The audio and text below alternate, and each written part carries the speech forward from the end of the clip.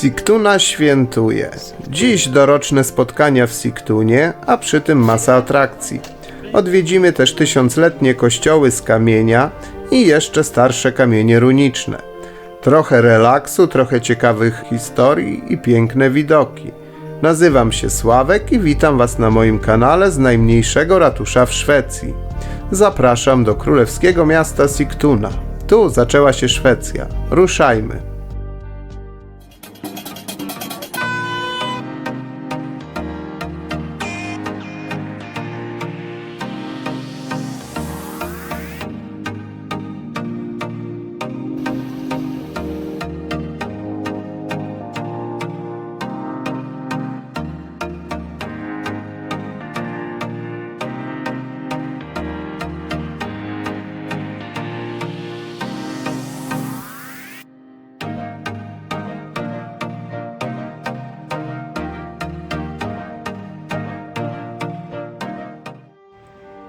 Wyjątkowy przypadek sprawił, że znalazłem się w Sigtunie właśnie dziś, kiedy to przypada drugi dzień dorocznych spotkań zwanych Sigtuna Mote.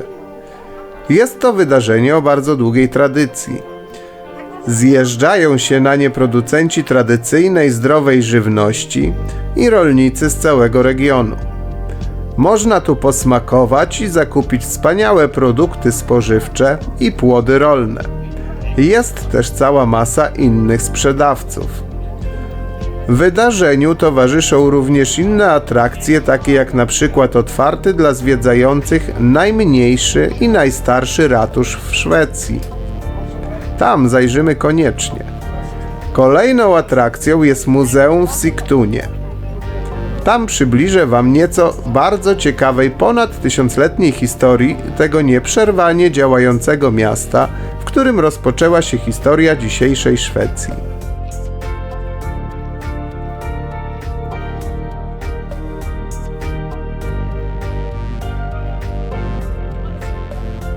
Jesteśmy przed najmniejszym i najstarszym ratuszem w Szwecji.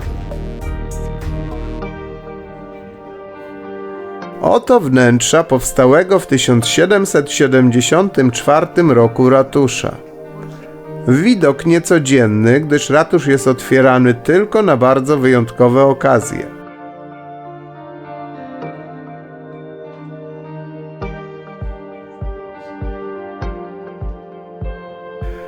Sigtuna zajmuje wyjątkowe miejsce w historii Szwecji. Jest to najstarsze zachowane miasto w kraju, a jego pierwotny układ został w dużej mierze niezmieniony do dziś. To tutaj powstała pierwsza moneta, stąd pochodzi pierwsza święta Szwecji. Tutaj można podziwiać najstarszy ceglany kościół w kraju, Maria Kyrkan, i spacerować tysiącletnim deptakiem.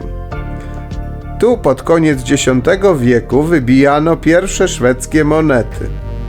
W średniowieczu Sigtuna była ważnym ośrodkiem władzy, handlu i religii. Historię miasta możecie poznać bliżej dzięki zbiorom lokalnego muzeum.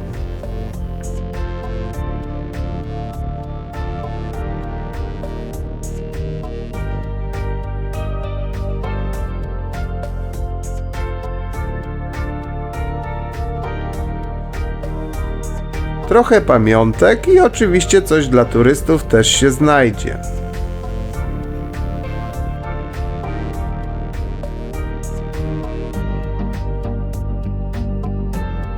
Inne znane miejsca to na przykład ruiny średniowiecznych kamiennych kościołów, mennica i muzeum, a także stara dzwonnica spoglądająca na miasto ze wzgórza, z którego również roztacza się piękny widok na jezioro Mälaren.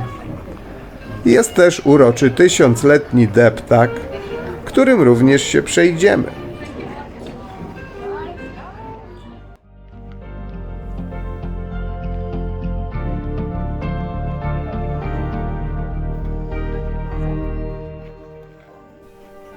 Spójrzcie na te czekolady ziołowe. Taka różnorodność smaków może zaskoczyć niejednego smakosza. Historyczne dni targowe w Sigtunie mają swoje korzenie w spotkaniu rolników, które odbyło się w 1912 roku. Od lat miejscowa ludność i podróżnicy gromadzą się na targu późnym latem, który dziś jest cenioną i popularną tradycją.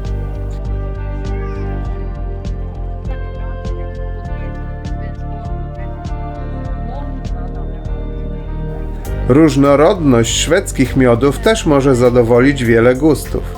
Ta pani ma w ofercie też i inne pszczele produkty, jak na przykład maści czy spraye z propolisu, a nawet mydła miodowe.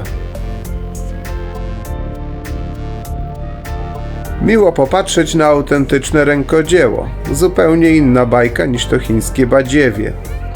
Sigtuna Mote to znacznie więcej niż rynek.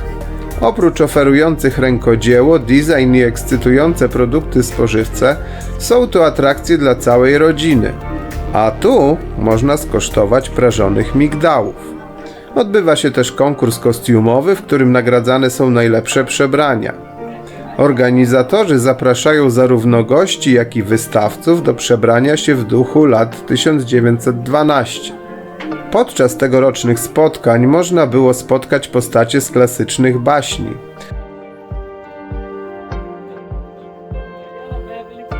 Po drodze pokażę Wam jedną z popularnych kawiarenek w mieście. Ta sympatyczna pani nazywa się Ciotka Brun.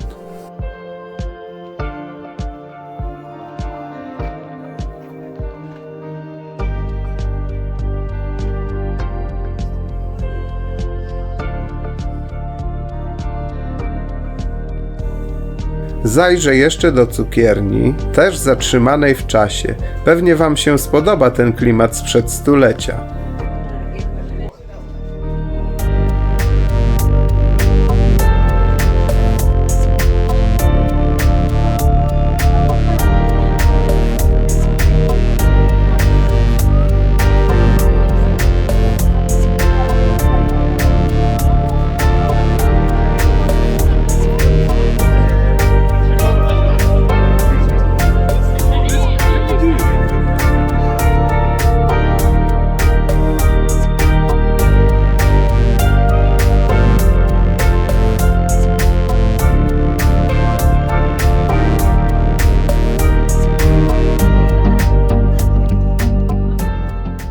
Mają tu nawet stylowe kino. Zabytkowe uliczki pełne turystów, wszędzie gwar i masa gości. Na co dzień nie jest tu tak tłoczno, a miasteczko jest raczej senne. Tym bardziej cieszę się, że mogę Wam ten nietypowy widok pokazać.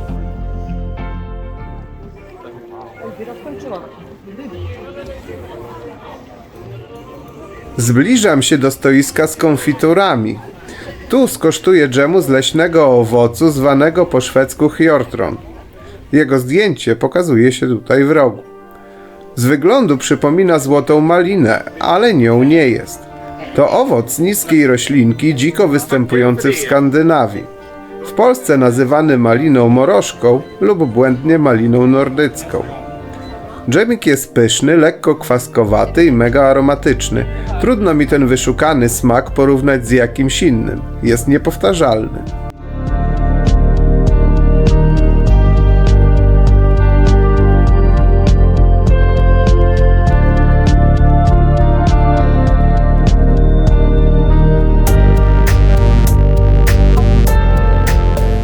Jak widzicie, chiński chłam dotarł nawet tu. Nie jest tu jednak tak powszechny jak w Polsce.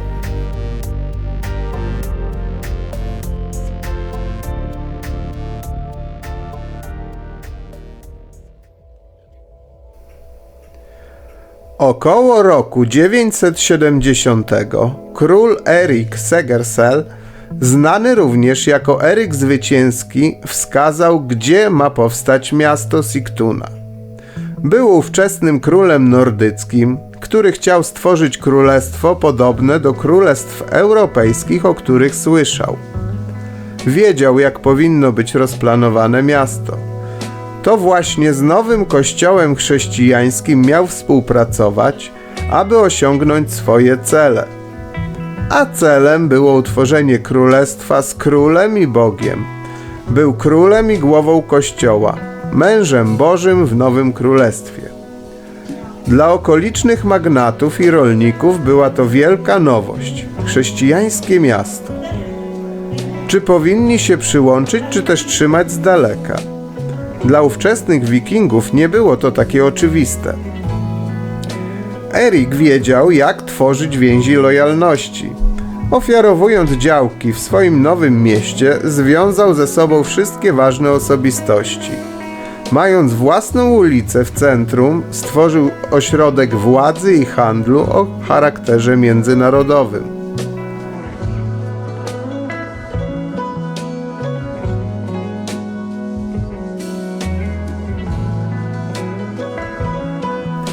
Prawa miejskie zostały nadane już w 1010 roku przez następcę założyciela Olafa Skotkonunga.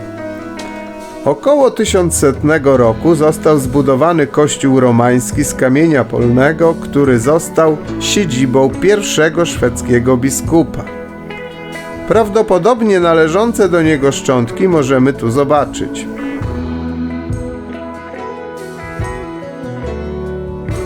Królewskie miasto rozkwitało jako handlowe i ekonomiczne centrum kraju przez 250 lat, do końca XI wieku.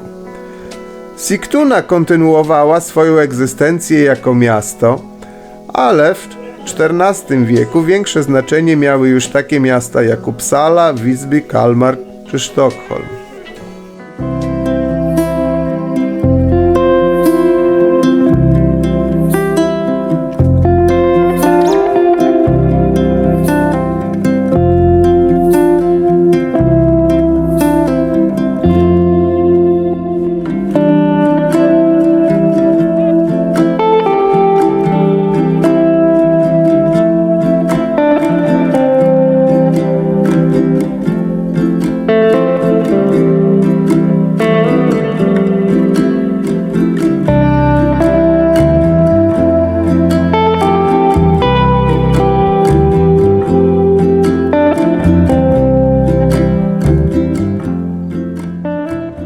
Jest też zabytkowy wóz strażacki, a także piękne zabytkowe łodzie, które miały swoje coroczne spotkanie w Sigtunie.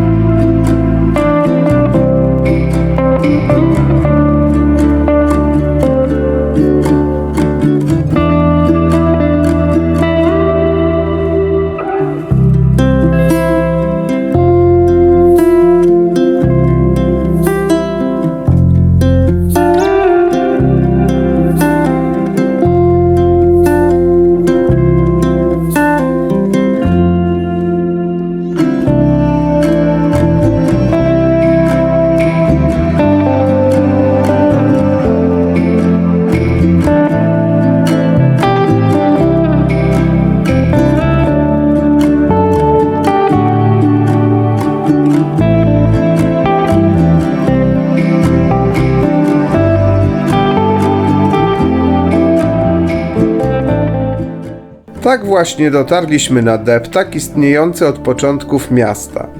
Patrząc w stronę jeziora, możemy podziwiać praktycznie te same widoki, co pierwsi mieszkańcy 1000 lat temu.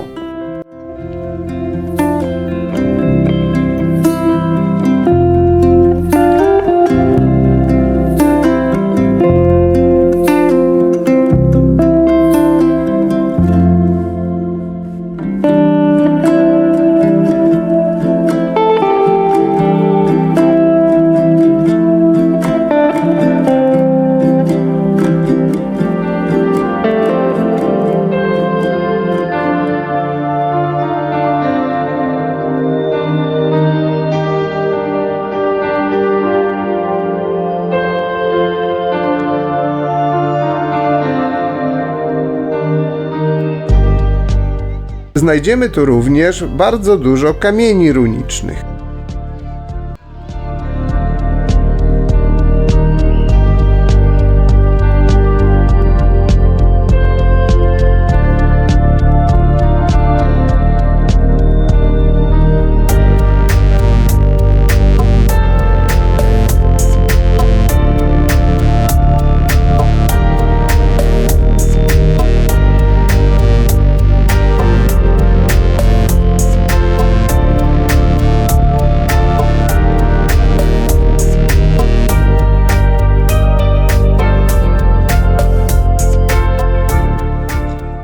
Otoczenie deptaka jest fajną opcją spędzenia czasu. Jest tu sporo atrakcji i ciągle przybywa nowych. Mini pole golfowe jest tego przykładem.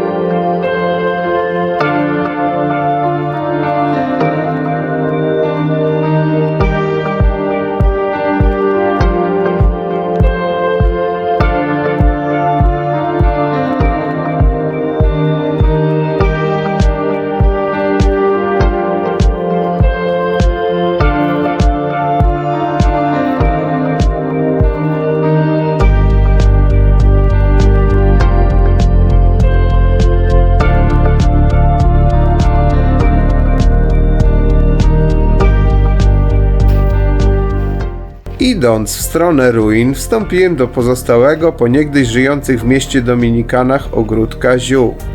Zaskoczeniem jest dokładny plan i opis roślin na rabatach. To chyba taka zakonna skrupulatność.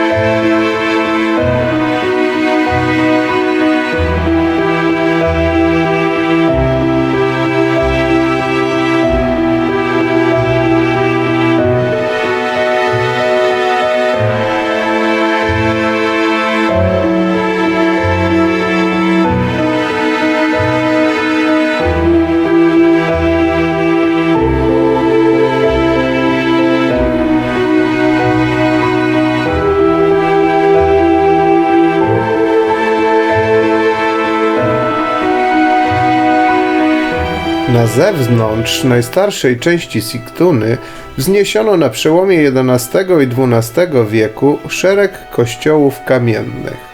Świętego Larsa, znanego w Polsce jako Święty Wawrzyniec, Świętego Piotra, Świętego Mikołaja i Świętego Olafa. Kościół Świętego Olafa w Sigtunie został poświęcony norweskiemu królowi wikingowi Olafowi Tryggvasonowi. Królowi w latach 995-1000, pierwszemu władcy Norwegii, który przyjął chrzest. Kościół Świętego Olafa również w dziedzinie architektury nawiązywał do wzorów norweskich, miał bowiem taki sam plan przyziemia, jak kościół Świętego Olafa III pokojowego w dzisiejszym Trondheim.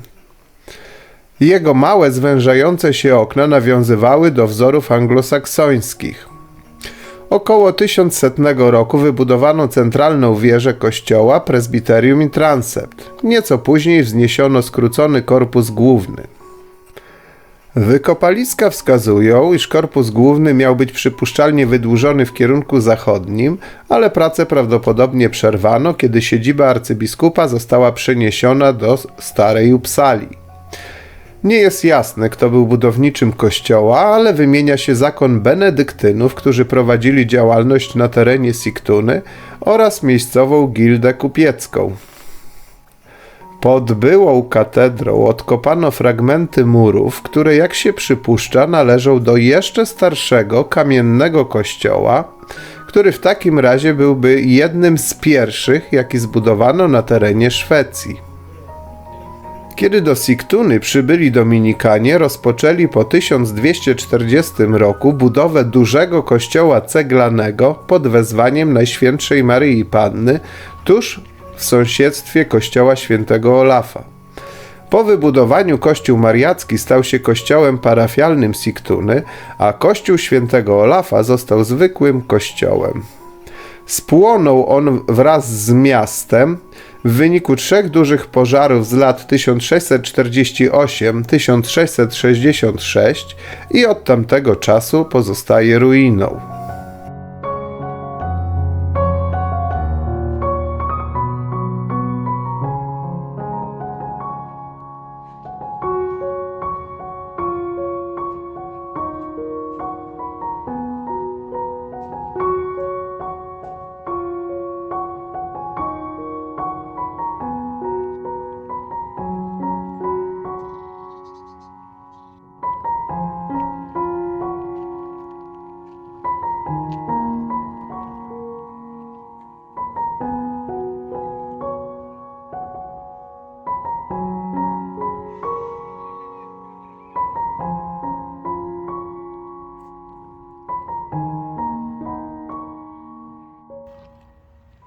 Przyznajcie sami, że te ruiny są bardzo malownicze.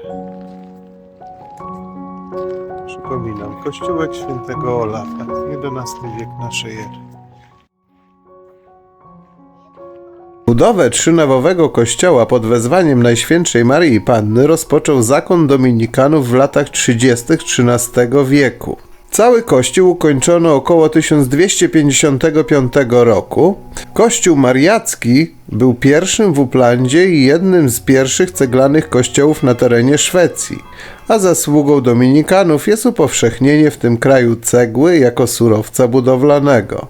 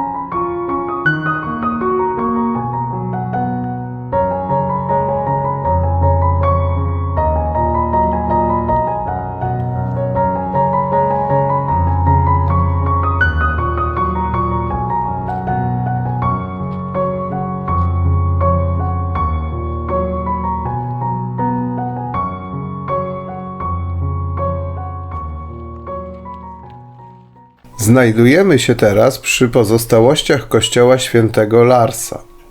Niektórzy twierdzą, że Sankt Lars jest prawdziwym kościołem miejskim w Sigtunie, a także najbardziej wybitnym i położonym blisko średniowiecznego placu miasta.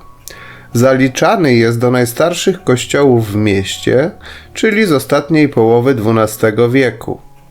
W 1658 roku kościół strawił pożar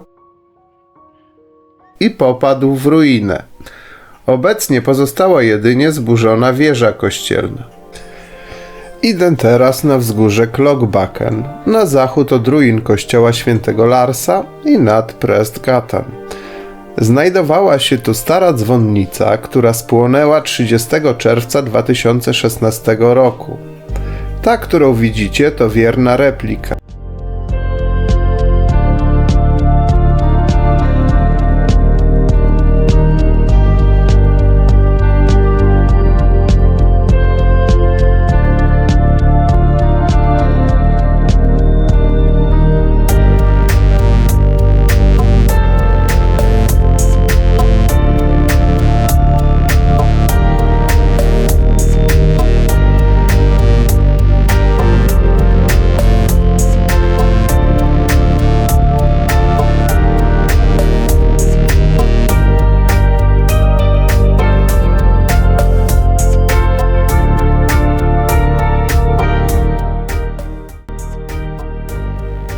Rozciąga się stąd przepiękny widok na jezioro Mälaren. Spójrzcie sami. Jak wam się podoba? Dajcie znać w komentarzach.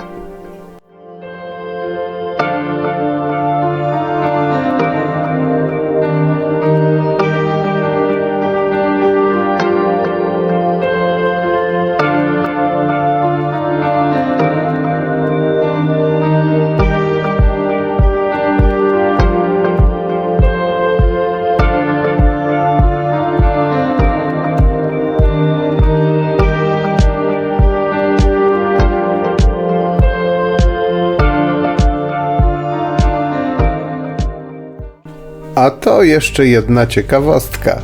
Kiosk z książkami bez sprzedawcy. Zostawiasz tu pieniądze za książkę. Świetnie działa na zasadzie uczciwości.